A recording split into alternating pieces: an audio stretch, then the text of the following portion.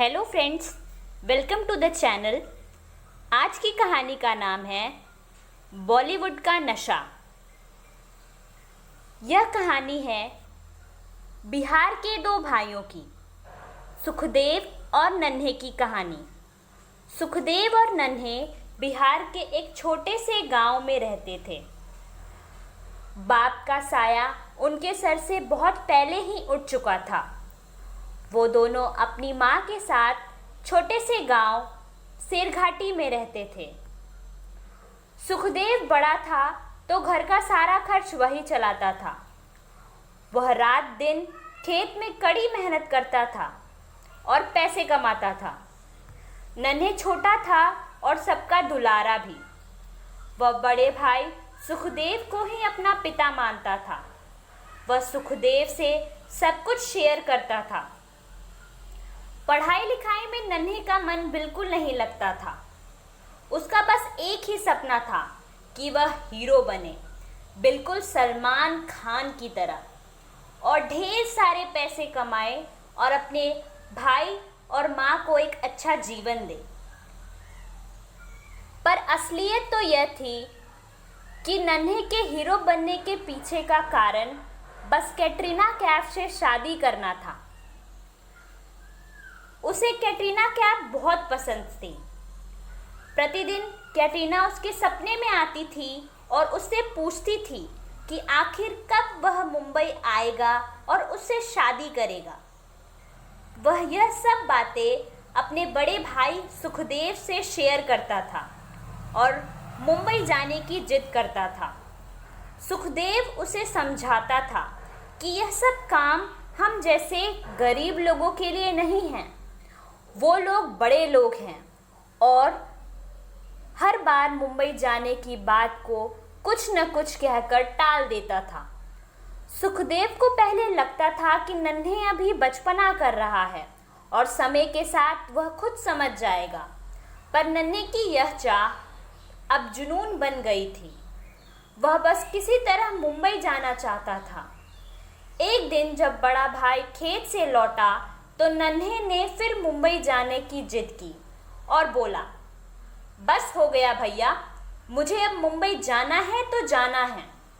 अगर आप मुझे मुंबई नहीं ले गए तो मैं गांव के तालाब में कूदकर कैटरीना से बिना मिले ही अपनी जान दे दूंगा।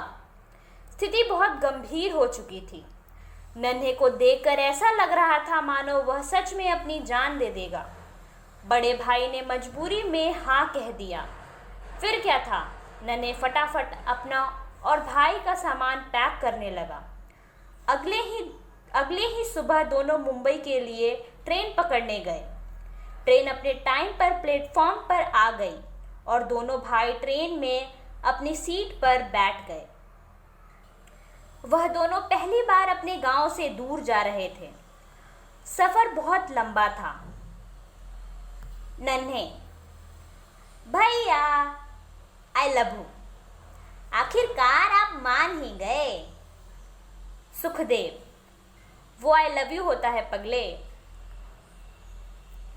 नन्हे, सही पकड़े हैं, उका है ना, हम भी वही बोल रहे थे, पर बोला कुछ आ गया।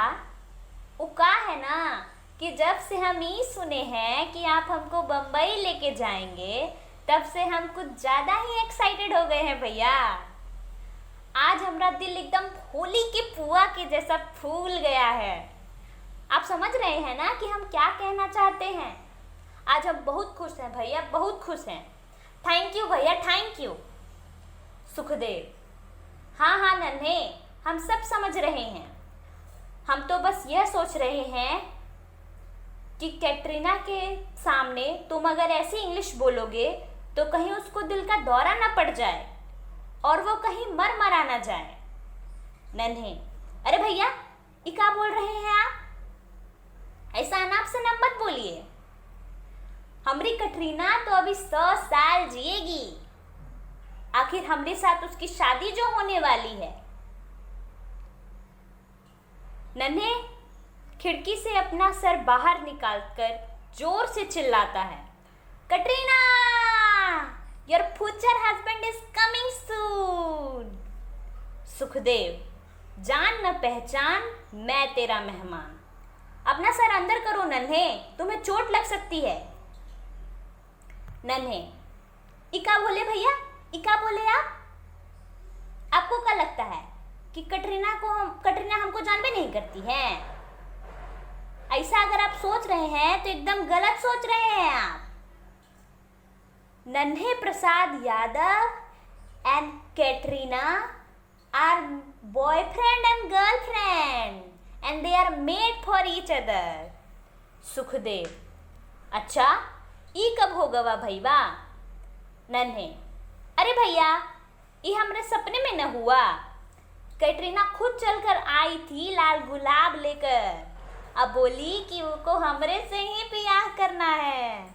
सुखदेव, ओ मौज कर दी बेटा, मौज कर दी। ऐसे तो शिल्पा शेट्टी तुम्हारी भाभी हुई। नन्हे, पर वो कैसे भैया? सुखदेव, अरे बेटा परसों ही तो हम उससे शादी किए हैं। नन्हे, पर कब, कैसे और कहाँ? हमको तो नहीं बुलाए। सुखदेव हंसते हुए बोलता है, अरे बेटा आपने सपने में न किए थे, हमरे सपने में तुम कैसे आ जाते? नन्हे, अरे भैया क्यों मजाक कर रहे हैं? हमारा प्यार एकदम सच्चा है, शीशे की तरह। सुखदेव, हाँ बेटा आपने शीशे को संभाल के रखना, कहीं कोई पत्थर मारकर उसे तोड़ न दे। जो जंगल दूर से जितना हरा भरा दिखता है ना नन्हे, वह अंदर से उतना ही खाली होता है। कुछ समझे कि नहीं? नन्हे, समझ गए भैया। सुखदेव, क्या समझे? नन्हे, यही कि आप ही हमरे प्यार के दुश्मन हैं। सुखदेव, वाह बेटा वाह। अगले दिन उनकी ट्रेन मुंबई पहुंच जाती है। ट्रेन स्टेशन पर रुक जाती है। मुंबई स्टेशन लोगों से भरा होता है। ट्रेन के स्टेशन पर रुकते ही लोगों की भीड़ ट्रेन के अंदर आने के लिए लपक पड़ती है। दोनों भाई घबरा जाते हैं। उन्होंने इतनी सारी भीड़ बस गांव के मेले में ही देखी थी। सुखदेव लपक के अपने भाई का हाथ पकड़ लेता है, पर ट्रेन से उतरने की अफरा तफरी में उन दोनों का हाथ छूट जाता है और दोनों एक दूसरे से बिछड़ जाते हैं। नन्हे ट्रेन से उतर जाता है और स्टेशन पर अपने भाई को ढूंढने लगता है। इधर सुखदेव भी अपने भाई को ट्रेन में ढूंढ रहा होता है, पर जब वह उसे ट्रेन में नहीं दिखता तो वह समझ जाता है कि सुखदेव प्लेटफॉर्म पर उतर चुका है। वह ट्रेन से उतरकर अपने भाई को स्टेशन पर ढूंढने लगता है, पर नन्हे उसे कहीं दिखाई नहीं दे रहा होता। इधर नन्हे भी अपने भाई को जी जान लगाकर ढूंढ रहा होता है, पर जब नन्हे को सुखदेव कहीं नहीं मिलता तो वह घबरा जाता है और रोने लगता है। नन्हे, कहाँ चल गईला भैया, भैया हो भैया। हे गोरैया बाबा, ई का कर देला? भाईबो के ले लेला, सामानवो ले लेला, अब हमरा काहे रख ले हा? हमरो ले चला। भैया कहाँ चल गेला भैया? अब हमर बियाह में गहनवा कौन चढ़ातक भैया? भैया कहाँ भुला गेला भैया? इतने में वहाँ एक पुलिस वाला आ जाता है। पुलिस वाला, क्या हो गया, क्यों गला फाड़ रहे हो? नन्हे अपने आंसू पोंछते हुए बोलता है, सर हमार भाई कहाँ तो भुला गया है, हम दोनों साथ ही आए थे, पर ट्रेन से उतरते समय वो कहाँ तो भुला गया सर। पुलिस वाला, अच्छा ठीक है, मिल जाएगा तुम्हारा भाई, तुम घबराओ मत, तुम बस उसका नाम और उम्र बता दो, मैं अनाउंस करा देता हूँ। नन्हे अपने भाई का नाम और पता और उम्र बता देता है। पुलिस वाला अनाउंस भी करा देता है।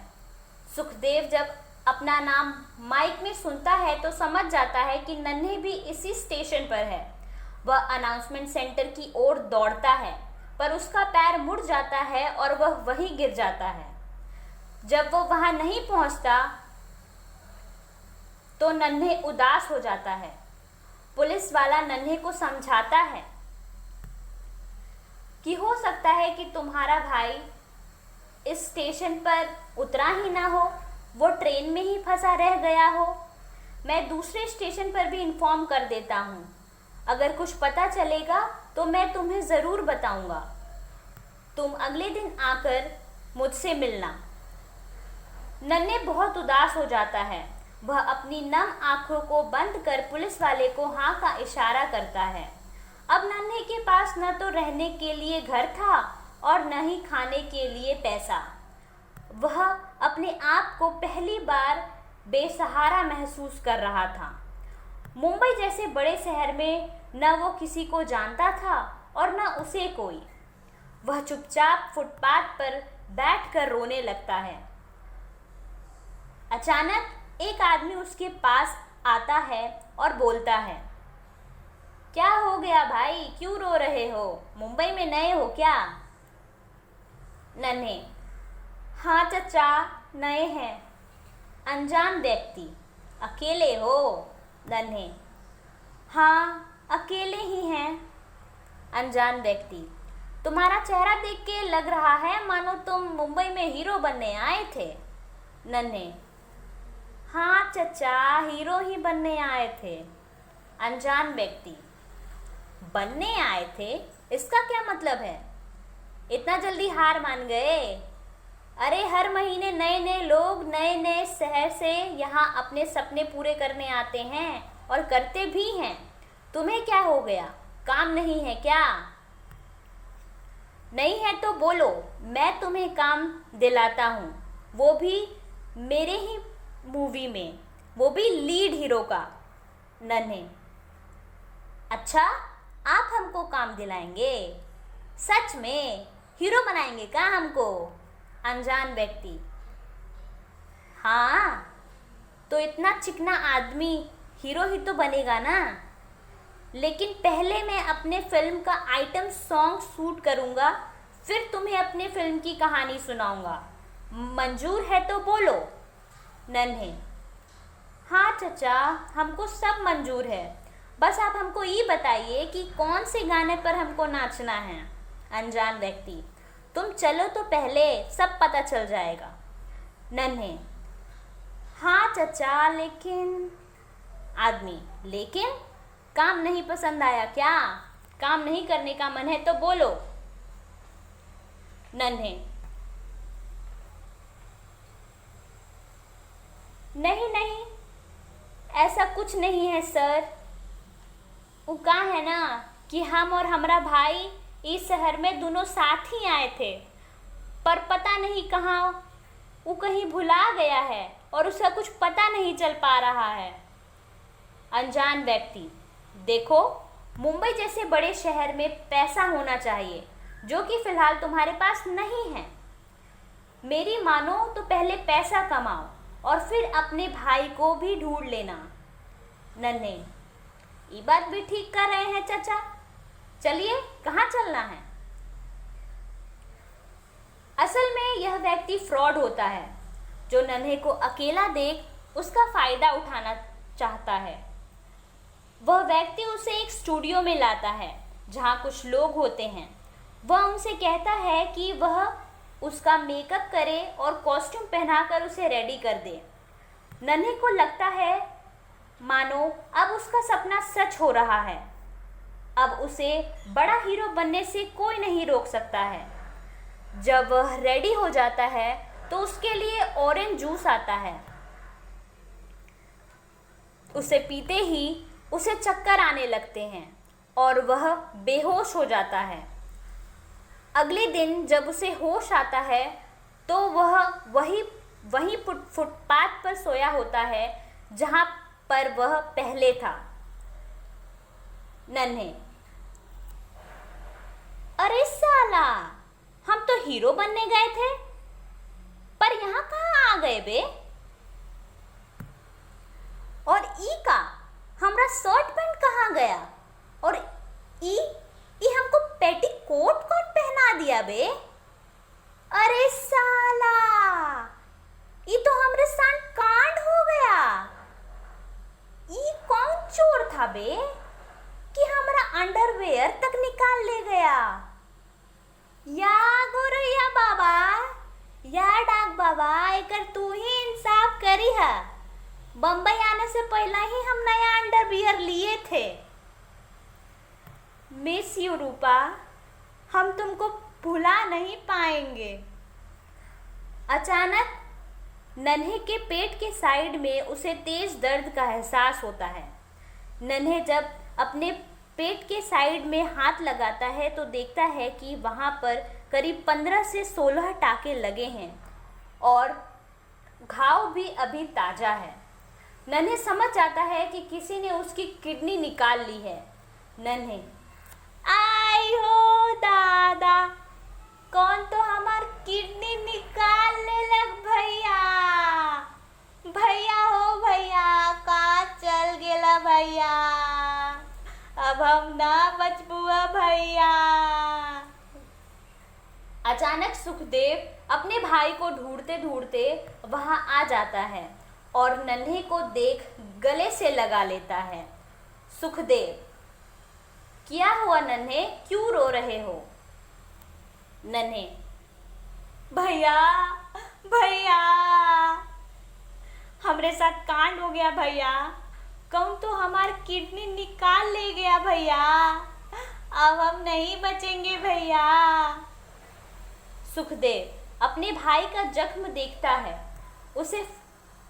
है और उसे फौरन नजदीकी अस्पताल में लेकर जाता है। वहां पता चलता है कि नन्हे की एक किडनी निकाल ली गई है, बाकी सब कुछ ठीक है। इधर नन्हे रो रो कर अपना पेटीकोट भिगा रहा होता है। सुखदेव उसे समझाता है कि सब ठीक है, जान का कोई खतरा नहीं है, उसकी दूसरी किडनी बिल्कुल ठीक है। नन्हे यह बात सुनकर अपने भाई को गले से लगा लेता है और कहता है, हमरा घरे ले चला भैया, अब हमरा कोई हीरो हीरोइन ना बनेला हवा। हमरा घरे ले चला, हमरा गांव के बड़ी याद आ रहा है भैया, हमरा घरे ले चला। सुखदेव अपने भाई के आंसू पोंछता है और उसे सीने से लगा लेता है और बोलता है, क्यों, अब कैटरीना से नहीं मिलना है क्या? नन्हे, ना भैया, अब हमको किसी से नहीं मिलना है। कैटरीना से मिलने के चक्कर में कहीं हमरा दूसरों किडनियां न चल जाए। जान है तो जहान है। सुखदेव अपने भाई की बात सुन जोर जोर से हंसने लगता है और बोलता है, अब समझ में आया मैं तुझे क्या समझाना चाहता था। तो दोस्तों, इसी के साथ हमारी कहानी खत्म होती है।